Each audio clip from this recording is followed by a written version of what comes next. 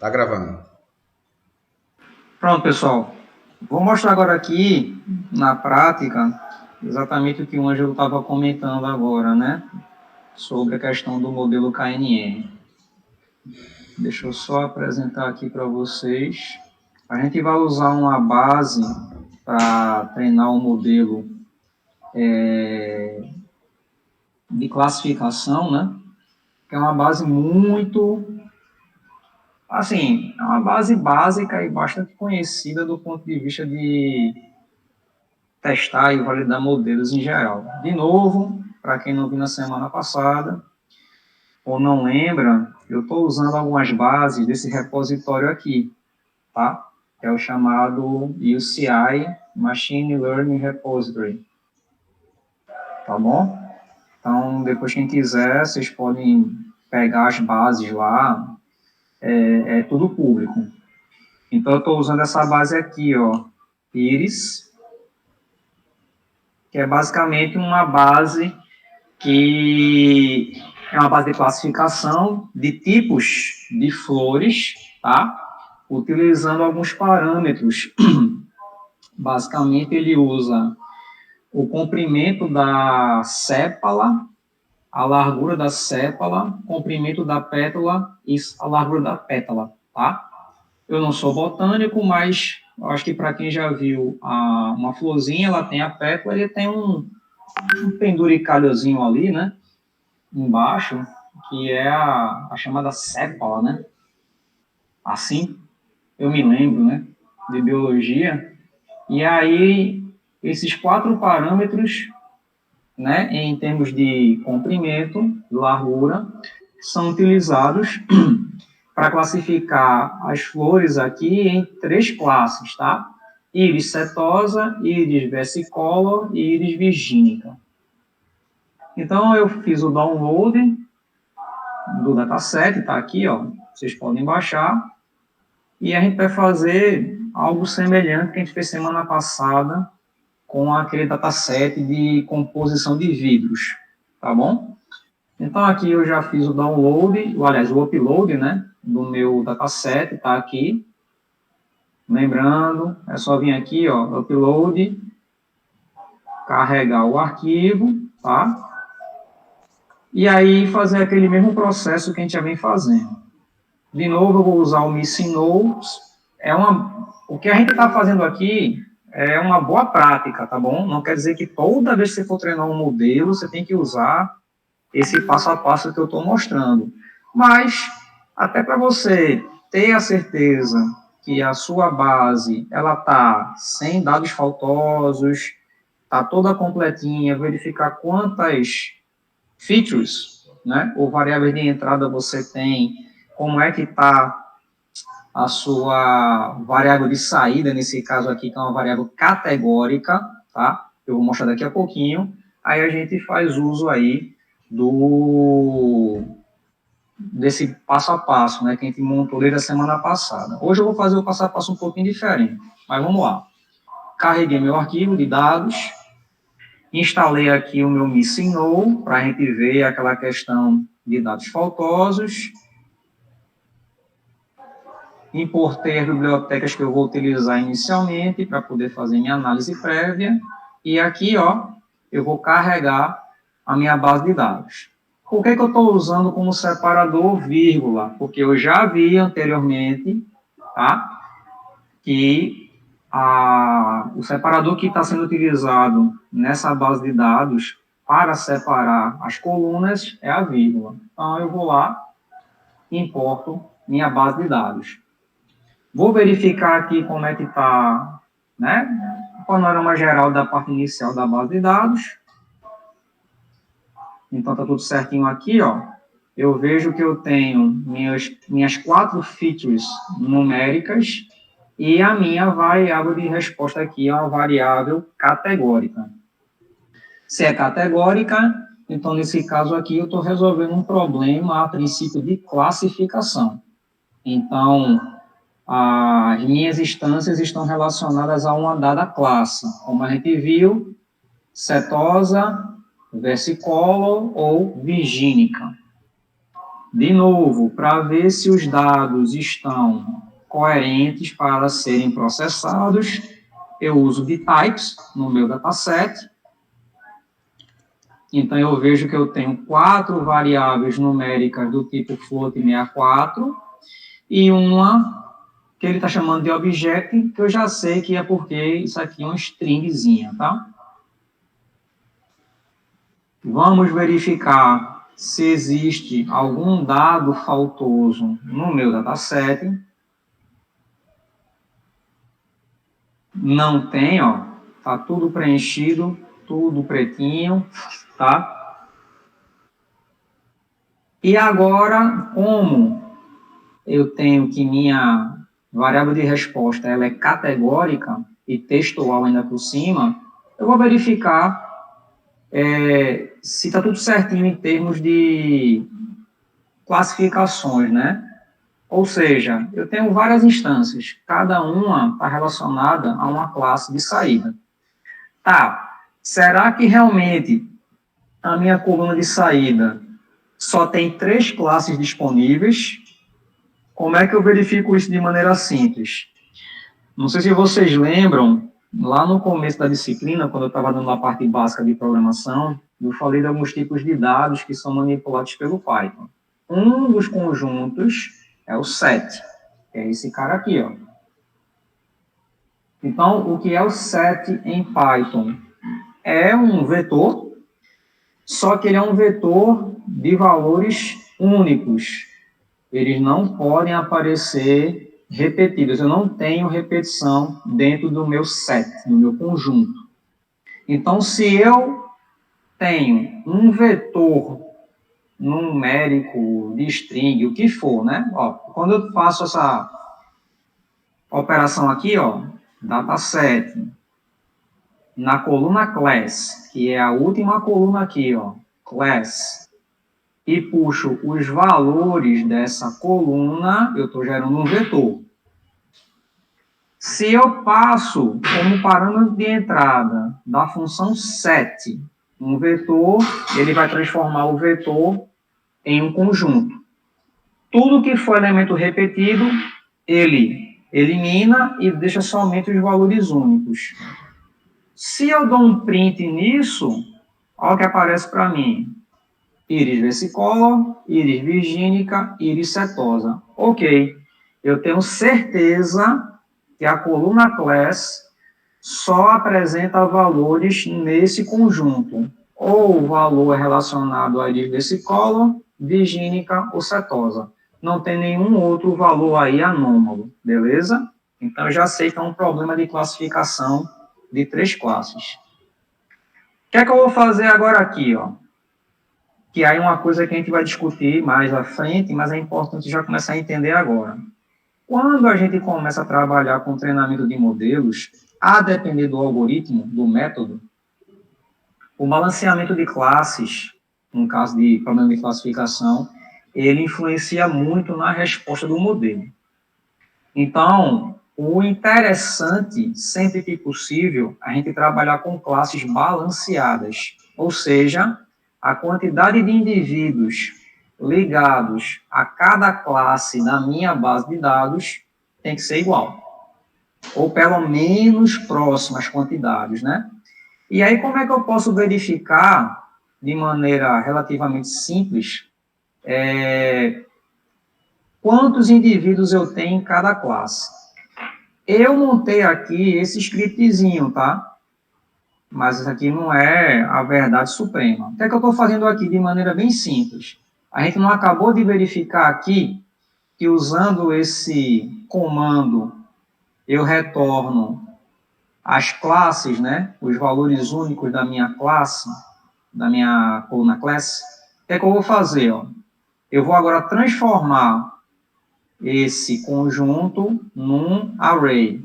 Então, primeiro eu transformo isso em um set, elimino as repetições, e agora eu transformo o set em um vetor. Então, eu vou ter um vetor exatamente com esses 3 valores.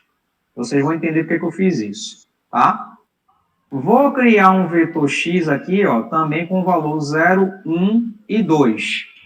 Se eu tenho 3 classes, eu vou criar um vetor numérico com 3 valores aqui. Por quê? Esperem que eu já vou explicar. O que é que eu vou fazer agora aqui, ó? Eu quero saber agora quantos indivíduos eu tenho vinculados a cada classe dentro do meu dataset. Então, o que é que eu vou fazer? Ó? Eu vou filtrar o meu dataset na coluna class, onde a coluna class apresente o valor de cada indivíduo, ou seja, de cada classe. Então, eu faço isso aqui, ó.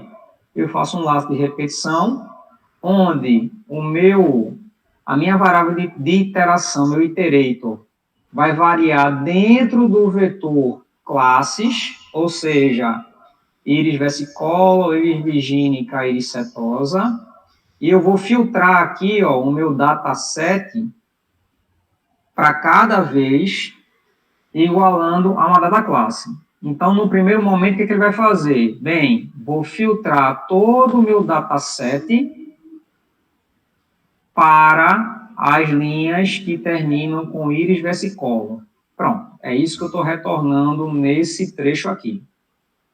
Como isso que eu estou retornando é um dataset filtrado, se eu aplico o len em cima desse dataset filtrado, o que é que eu vou ter como resposta? Quantos indivíduos eu tenho vinculado àquela classe. Se essa instrução toda aqui, ó, retorna, por exemplo, 50 instâncias, meu comprimento é 50. Se retorna 20 instâncias, o comprimento vai ser 20. Então, eu pego agora esse valor numérico e vou jogar numa variável temporária, conjunto temp, e aí eu pego essa variável temporária e faço um append no meu vetor contagens. Resumo da ópera. Eu tenho um vetor x com valores 0, 1 e 2, e ao final desse laço de repetição, eu vou ter um vetor contagens que vai ter a quantidade de indivíduos de cada classe, íris versicolor, íris virgínica, íris setosa. Aí eu uso a biblioteca do matplotlib e lá ela tem uma função chamada bar. Essa função bar, ela gera um gráfico de colunas verticais. O que é que eu vou passar para o meu gráfico de barras? Eu vou passar, se bem que esse aqui nem precisava. Eu já tenho aqui minhas classes.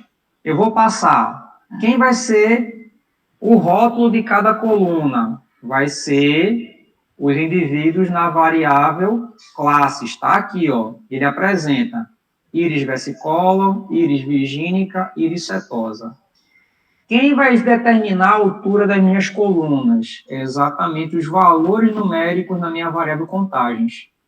E ainda para poder dar um tchan visual, eu uso o parâmetro color para definir que a primeira coluna do meu gráfico vai ser verde, a segunda vermelha, a terceira azul.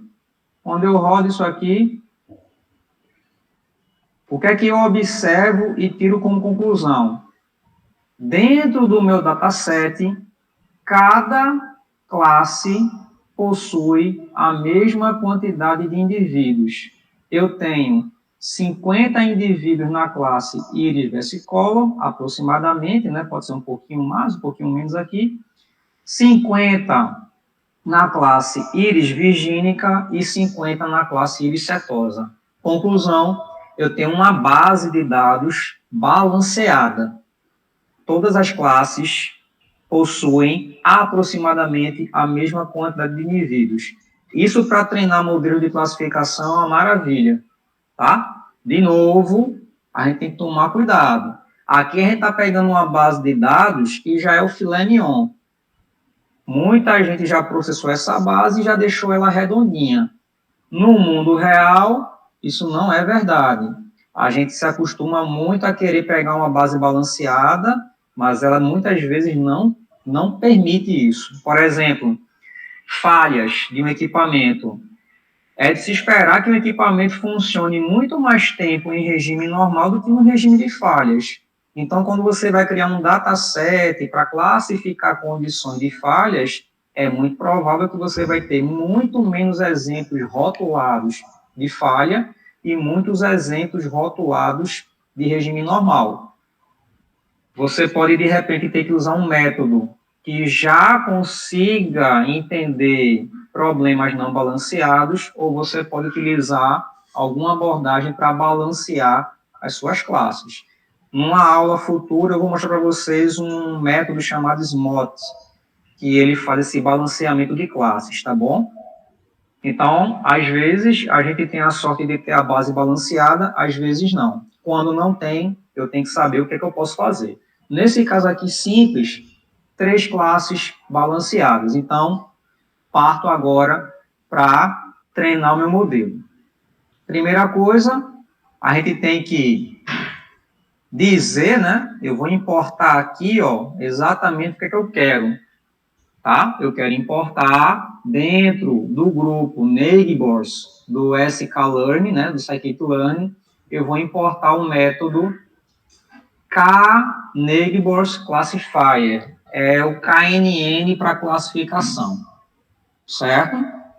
Aqui, ó, basicamente é o que a gente fez semana passada. Eu vou separar meu dataset em features e variável alvo. Seria a minha entrada e minha saída do classificador, certo? Como a coluna de classificação de categorias, o nome dela é class, aí eu modifico aqui meu scriptzinho para que os valores da coluna class sejam jogados na minha variável target. Aqui é o que a gente já tinha visto semana passada, como minhas features de entrada, elas são numéricas, para evitar algum problema de tendência, né, de bias no meu treinamento, eu vou normalizar as minhas colunas numéricas. Vou utilizar aqui, ó, basicamente, vou até comentar aqui para a gente não se complicar, né? Eu vou utilizar uma normalização minimax, ou seja, entre 0 e 1, e aqui eu faço o meu split do meu conjunto de dados, né, entrada e target. Eu vou dividir aqui em conjunto de treinamento e de teste, tendo o conjunto de teste um tamanho de 25%. Então, 75% dos dados eu vou utilizar para treinamento, 25% dos dados para teste. Então, eu fiz aqui o meu split em entrada treinamento, entrada conjunto de teste, saída treinamento, saída conjunto de teste. Beleza? Exatamente como a gente fez semana passada. Agora, o que é que eu vou fazer? Agora eu vou construir o meu modelo de classificação. No caso aqui, eu vou utilizar o kneighborsClassifier, que é o KNN de classificação, e como o Ângelo falou, a gente tem 2 parâmetros importantes aí que a gente tem que estabelecer, tá?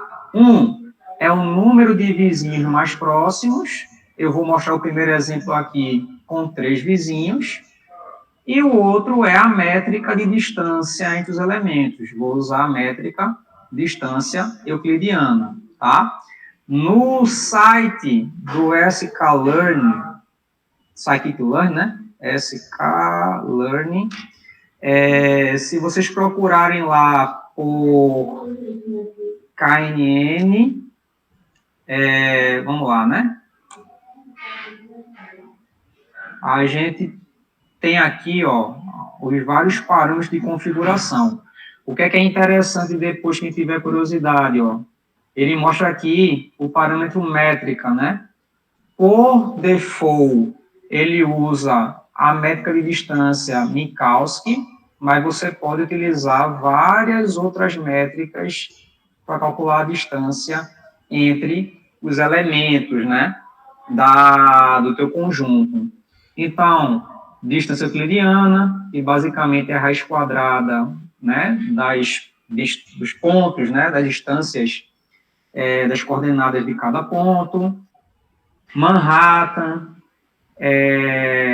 Chebyshev, Minkowski e assim por diante, tá?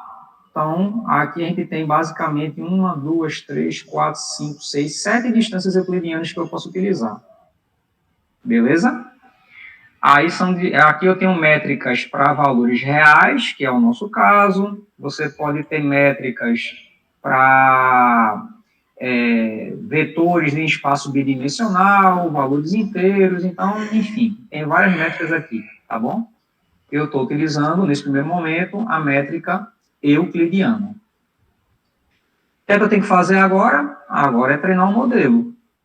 Chama a função fit para o modelo, que eu estou chamando aqui de KNN, para ficar mais fácil de entender, né? Então, eu faço knn.fit. O que é que eu passo nesse ajuste, né, nesse fit? Treinamento, treinamento. Entrada, saída. Tá aqui, ó. A gente acabou de fazer esse split aqui. Beleza? Pronto. Treino o modelo, está treinado, e agora eu posso, por exemplo, verificar qual é o score de acerto do modelo para o conjunto de treinamento. Então, ó, para treinamento, ele deu uma taxa de acerto próximo de 96%. Como é uma base pequena, são 150 instâncias no total, né? Tirando aí 25%, dá, sei lá, 100 e alguma coisa, né? Indivíduos na base de treinamento. A taxa de acerto é bem alta porque é uma base muito bem comportada. Para o conjunto de teste, que é menorzinho, ó, deu uma taxa até melhor, aproximadamente 0,97, tá? Aqui é toda aquela história que a gente tinha feito semana passada. Aqui eu posso comparar treinamento com teste, né? Aliás, desculpa, conjunto de teste com a predição, tá? Fica horrível assim, né? Porque agora eu não tenho valor numérico, eu tenho valores categóricos em string. Dificilmente eu vou conseguir verificar aqui quem é que foi classificado de maneira errada. E aí a gente pode usar, né, todo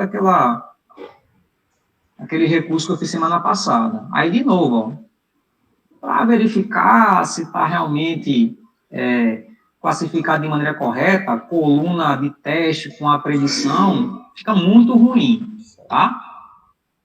E aí, o que é que eu posso fazer? Quando a gente trabalha com classificação, tem várias métricas que a gente pode utilizar para verificar se o negócio está classificando bem ou não. Uma, que inclusive dá uma questão visual bem legal, é a chamada matriz de confusão. Basicamente, o que é a matriz de confusão? Ela vai representar em uma matriz, de um lado na coluna, o que deveria ser a resposta verdadeira, e aqui, né, em linha, na verdade, né, vertical e horizontal, você confronta o que deveria ser com o que o modelo fez a predição, né, com a predição do modelo. É de se esperar que se a classificação foi feita 100% com acerto, você só vai ter valores na diagonal principal dessa matriz, que significa que o que era previsto é o que foi realmente predito. O que eu esperava foi classificado corretamente. Os valores que saírem da diagonal principal são valores de classificação errados, tá? Então, no próprio sklearn, ele já tem essa métrica, ó, matriz de confusão. Se eu executo aqui, ó, para aquele modelo treinado utilizando 3 vizinhos próximos e a métrica euclidiana, ele acertou 100% da primeira classe, que no caso era a íris, deixa eu ver aqui, eu acho que era a íris versicolor, né? Voltar para cá. Errou um aqui, ó, na segunda classe e acertou 100% da terceira classe, certo? Por isso que ele deu uma taxa de acerto aqui, ó, de 0,97, né, ou 97%, Aí você vai, pô, bicho, mas olhar uma matriz dessa para mim é meio confuso. Não tem problema. A gente pode gerar um gráfico de uma matriz de confusão. Aí tem um método chamado Plot Confusion Matrix da biblioteca, né, do Scalani, e que ele basicamente faz isso virar um gráfico. Aí olha que legal. Agora fica mais fácil de entender, né? Então, o que é que esse gráfico está me dizendo? Olha, eu esperava uma classificação do tipo íris setosa e quantos indivíduos eu fiz a predição, né? Eu predisse, eu fiz a predição, estou ouvindo português hoje. Predisse mesmo? Obrigado, Pascoal e Cito Neto, muito obrigado. Eu fiz a predição correta como íris setosa. Então, ó, eu não tenho nenhuma predição equivocada aqui. Então, 100% dos indivíduos que têm a classificação íris setosa foram previstos como íris setosa. Íris versicolor, olha, 14 eu fiz a predição correta, mas um indivíduo eu classifiquei errado, como íris virgínica, certo? Íris virgínica, classifiquei todos como íris virgínica. Então, ó, diagonal principal é classificação correta, o que sair daí são classificações equivocadas. Então, esse tipo de análise é bem mais fácil de entender do que simplesmente olhar uma matriz, né? E o legal é que você não está olhando aqui somente erro e acerto. Você está vendo acerto e o erro, quem é que foi classificado de maneira errada. Então, eu estou vendo que o único indivíduo classificado de maneira errada foi um indivíduo da classe íris versicolor, certo? Beleza? Aí você faz, pô, mas o professor Ângelo falou que esses parâmetros aqui, distância, métrica de distância, vizinhos próximos, isso pode interferir no resultado da classificação. Exatamente. Então, das duas, uma. Ou você faz a modificação aqui, ó, manualmente, ou a gente pode automatizar esses treinamentos, que é o que eu vou mostrar agora de maneira bem simples, ó. Eu quero testar aí 3 distâncias, Euclidiana, Manhattan, Minkowski, e eu quero testar 3 valores de vizinhos próximos, 3, 4 e 5. Como é que eu posso fazer isso automaticamente?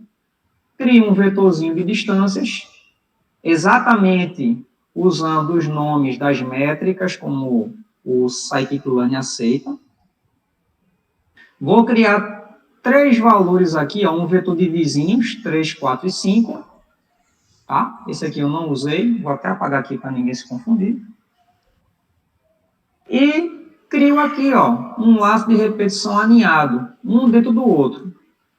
O que é que eu vou fazer aqui de maneira bem simples?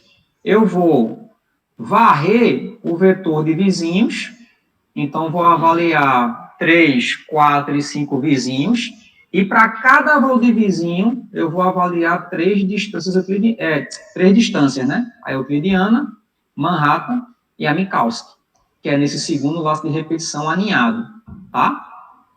E aí, como é que eu vou fazer isso? Ó, eu vou chamar um método de classificação, né, do KNN, número de vizinhos mais próximos, né? Eu estou chamando vizinho, ó, que é o meu iterator, né, do vetor vizinhos. Eita, aqui eu botei só euclidiana. Deixa eu só corrigir aqui. E metric vai ser o quê? Distâncias, né? Distância, tá? Que tá aqui, ó. O meu iterator distância, ele vai varrer o vetor distâncias. Trocando em miúdos, eu vou segurar o valor de Negbor no primeiro momento igual a 3 e vou treinar um modelo 3 vizinhos com euclidiano, depois 3 vizinhos com Manhattan, 3 vizinhos com Minkowski. Acabou, segura vizinhos igual a 4, aí faz 4 vizinhos, distância euclidiana, Manhattan, Minkowski. Acabou, segura agora 5 vizinhos, distância euclidiana, Manhattan e Minkowski. No total, eu vou treinar 9 modelos de KNN para classificação, fazendo essas combinações aí, beleza? É exatamente o que eu vou fazer nessa linha aqui, ó. Como está dentro de um laço de repetição, eu vou estar treinando um modelo por vez. Então, eu construo o modelo com essa configuração, depois eu treino o modelo com o meu conjunto de treinamento, vou imprimir aqui exatamente a configuração que eu estou utilizando em cada momento, ó. Vou imprimir qual é a distância utilizada e o número de vizinhos. E para ficar chique, eu vou botar a matriz de confusão para cada modelo que eu estou treinando. Essa pausa aqui, ó, que eu estou colocando no fim desse laço de repetição, é só um truquezinho que eu uso para a gente não gerar um gráfico em cima do outro de maneira muito rápida. Esse input, ele vai esperar que eu digite alguma coisa e dou um Enter para ele executar novamente o laço de repetição. Ó. Como é a última linha do laço, enquanto eu não apertar um Enter, vai ficar lá o gráfico parado na tela. Quando apertar o Enter, ele volta e treina um novo modelo. Apertei Enter, ele volta e treina um novo modelo. É só um truquezinho que eu uso para poder dar uma pausa na execução do meu script, tá bom? E aí, ó, para ficar todo mundo feliz nesse fim de noite, vamos lá. Deixa eu ver o que foi que ele acusou aqui. Euclidean não é válido. Deixa eu ver aqui. Estou colocando o nome errado, foi? Acho que foi o nome errado, Fred. Euclidean. Copiar aqui. Vamos ver. Quem sabe passar vergonha ao vivo. Ah, porque ficou Euclidean. Euclidean. Isso. Agora, ó, saca só. Primeiro modelo treinado, distância euclidiana, número de vizinhos igual a 3. Está aqui a mesma matriz de confusão que a gente fez, ó, anteriormente. Tá vendo que ele está aqui, o cursor, ó, rodando, rodando, rodando. O que a gente está esperando? Ele está esperando que eu digite alguma coisa aqui, ó, no meu input. É só apertar o Enter. Apertei, opa, próximo modelo treinado. Distância, Manhattan, número de vizinhos continua sendo 3. Ó, apresentou a mesma matriz de confusão. Não melhorei nada. Enter. Próximo. Aqui, já está aqui, né? Minkowski, como métrica de distância, número de vizinhos igual a 3. Então, você vê que para o número de vizinhos igual a 3, as 3 métricas de distância apresentaram a mesma matriz de confusão. Vamos continuar aqui. Como terminou a matriz de distâncias, o próximo modelo treinado, ó, ele já mudou o número de vizinhos, está vendo? Vai sempre aparecer aqui no final dessa barra de rolagem. Eu estou agora, número de vizinhos igual a 4, qual é a distância euclidiana? Olha que legal. 100% de classificação correta. Ou seja, aumentando o número de vizinhos, utilizando a métrica de distância euclidiana, eu já consegui melhorar minha classificação. Certo? Já estou com 100% de acerto agora do grupo de teste. Vamos testar agora o restante, né? Ó. E, número de vizinhos igual a 4, a distância de Manhattan não ficou legal, não. Ó. Ficou igual aos treinamentos anteriores. Errou aqui um elemento da classe íris versicolor. Minkowski, n vizinhos igual a 4. Opa, ficou bom também. Então, eu já estou vendo que para esse problema, a distância de Manhattan, ela não é boa nem com o número de vizinhos igual a 3, nem com o número de vizinhos igual a 4. Mas quando eu combino número de vizinhos igual a 4 com distância euclidiana ou distância de Minkowski, eu tenho 100% de acerto no meu conjunto de teste. Vamos continuando. Agora eu tenho número de vizinhos igual a 5. Beleza. Distância euclidiana, classificação 100%. Manhattan, de novo, ó, não gostou, certo? Deu um errinho aqui, ó, para número de vizinhos igual a 5. Continua errando um elemento aqui. E a métrica de Minkowski para o número de vizinhos igual a 5, taxa de acerto de 100%. E aí eu termino a minha rotina, certo? Se eu quiser voltar, ó, estão todos os gráficos aqui, ó, plotados.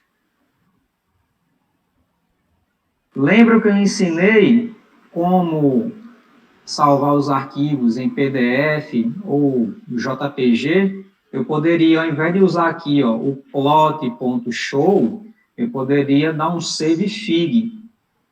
Pegar essas matrizes de confusão, colocar lá um título, o título indicando quem era a métrica, número de vizinhos, jogo numa pastinha e depois eu podia fazer um relatório de análise desses meus treinamentos, certo? Então, do ponto de vista de interpretar as classificações, a matriz de confusão ela é muito legal, porque ela já dá uma informação visual aqui muito fácil da gente entender, né? Então, melhora aí o entendimento de como é que o modelo está se comportando. Beleza? Alguém tem alguma dúvida? Sim, não, talvez. Para aqui a apresentação. E aí? Ô, Fred, Fala, chefe. o que é que poderia acontecer se você tentasse, por exemplo, usando a métrica de Manhattan, né? E você assim, pô, não ficou bom. E você começasse a aumentar o valor de carro. Fazer esse teste Então, para mostrar. vamos fazer o teste? Vamos fazer o teste? O senhor é que manda. Oxi. Mandou, tá mandado. Vou fazer o seguinte, ó. Eu vou pegar o mesmo processo aqui, só que agora eu vou simplificar ele, tá? Vou fazer aqui embaixo. Qual é a métrica que Vossa Senhoria quer? A de Manhattan, né, que ela não ficou boa, mesmo aumentando. Pronto. Eu vou matar esse cara aqui, ó, já que agora só vou usar uma métrica, que é Manhattan. E ainda vou simplificar o meu laço de repetição. Vou fazer o seguinte, ó. For e in range, fazer um laço do clássico, né? Vou botar aqui de 0 a 10 logo, né? Olha aí, 0 a 9, beleza? Não, bota o 10 que ele vai 0. Eita, 0 não pode, né? Eu vou começar aqui com 3, tá? Senão eu estou fazendo somente um vizinho. Um vizinho, sem vizinho, não é vizinho, é só ele. Então, vamos começar com 3 e vamos até 9, né? Aqui eu não preciso mais disso. Certo? Aqui agora vai ser I. E a minha métrica é a métrica de Manhattan. Deixa eu puxar aqui para não fazer besteira, né? Puxar aqui no anterior. Manhattan. A métrica de Manhattan. Tá? E aí só vou ajustar aqui o alinhamento dos nossos colegas. Tudo certinho?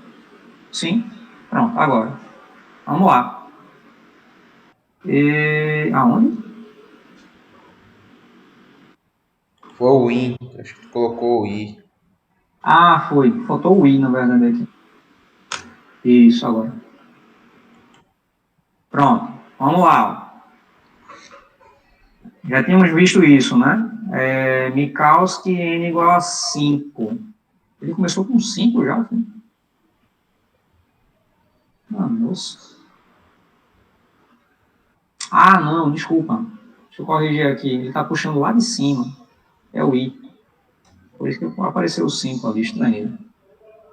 Agora, ó. Minkowski, vizinhos igual a 3. Está aqui a nossa matriz de confusão. Está errando um indivíduo da classe íris versicolor. Vamos descer aqui. Minkowski, n igual a 4. Também não melhorou. Minkowski, n igual a 5. Também não melhorou. Igual a 6. Melhorou. Estão vendo aí? Classificação de 100%. Vamos continuar. Igual a 7 piorou. Eita, por quê? Bem, é a lógica do cálculo das distâncias. Pode ser que ele tenha gerado um clusterzinho lá que está dando uma confusãozinha de novo É o nesse caso daquela indivíduo. figura que eu mostrei, né? À medida que você vai Isso. aumentando, ele vai se confundindo e jogando para outra classe, né? Porque você não pode fragmentar demais, né, ou a tua população, senão você começa a criar umas regiões de fronteira que gera confusão no modelo. Então já piorou aqui, ó. Vamos botar o n igual a 8, acertou, n igual a 9, acertou. Então, para n igual a 7, ele não gostou muito, não. Certo? De novo, aqui é um problema extremamente simples, tá? Mas à medida que você vai tendo mais indivíduos na tua base de dados, aí você tem que fazer todo esse conjunto que hoje se chama de hiperparâmetros, né? Na minha época, quando não tinha barba, a gente chamava somente de parâmetro de treinamento, mas hoje é tanto parâmetro para treinar um modelo de machine learning que se chamava de hiperparâmetros. Então, a gente tem que fazer um estudo sistemático, tá? Desses hiperparâmetros. A gente volta e meia ver trabalhos aí que o cara, vou lhe dizer, o cara basicamente pegou o exemplo do tutorial do Scalane, botou para rodar, pronto, treinei um modelo. E vai para congresso, bota no TCC, bota num, sei lá, num trabalho qualquer. Isso não é treinar um modelo de machine learning. A gente tem que, no mínimo, variar os principais parâmetros de ajuste do modelo e ainda fazer aquele split de treinamento e teste pelo menos 5 vezes ou 10 vezes diferente. Ângelo, acho que já comentou numa aula passada e a gente pode fazer isso na semana que vem, Ângelo. Me lembra de a gente fazer um exemplo utilizando validação cruzada, tá? Que aí isso também melhora o desempenho do treinamento dos modelos. Beleza? Sim, tranquilo. Alguém tem alguma dúvida? Não, professor, por enquanto tá ok. Prontinho, gente. Então, ó, como o modelo é bem simplesinho, vocês vão começar a ver que a partir de agora, essa parte prática que a gente faz, ela é bastante repetitiva, tá? Porque é abrir base, ver como é que tá, dividir o que é feature, dividir o que é variável de resposta, normalizar, parametrizar o modelo, treinar e avaliar o desempenho do modelo com a base de teste. Aí a gente vai poder depois verificar diferentes métricas que a gente não falou aqui ainda. A gente pode apresentar depois as métricas de classificação, métricas de regressão, tá? E esse estudo de variação dos parâmetros de treinamento do modelo. Beleza? Mas a gente tem que se acostumar a treinar o modelo em diferentes condições. Treinar apenas uma configuração de modelo não é tentar resolver o problema. É Ctrl+C, Ctrl+V, e não é o que a gente quer que vocês façam. Beleza? Chefe Ângelo, Tranquilo? por hoje, eu acho que sextou. Sextou, hein? Então, beleza, gente. Queria agradecer aí a presença e a paciência de vocês. E sexta-feira que vem tem mais, tá? Eu vou postar o vídeo da aula, o PowerPoint e o arquivinho aí o notebook aí, tá bom? Beleza, Eu professor. acho que eu tô devendo da semana passada, É, né? manda, Eu manda te pra mando mim os porque eu já dois. posto logo agora. Pronto, deixa eu fazer logo isso Manda e logo pra aí mim por você posta lá e-mail. pro pessoal, tá Pronto, que eu já bom? posto logo. Beleza. Gente, brigadão, hein? Um abraço aí, bom final de semana. Obrigado. Valeu, Tchau. boa noite. Tchau.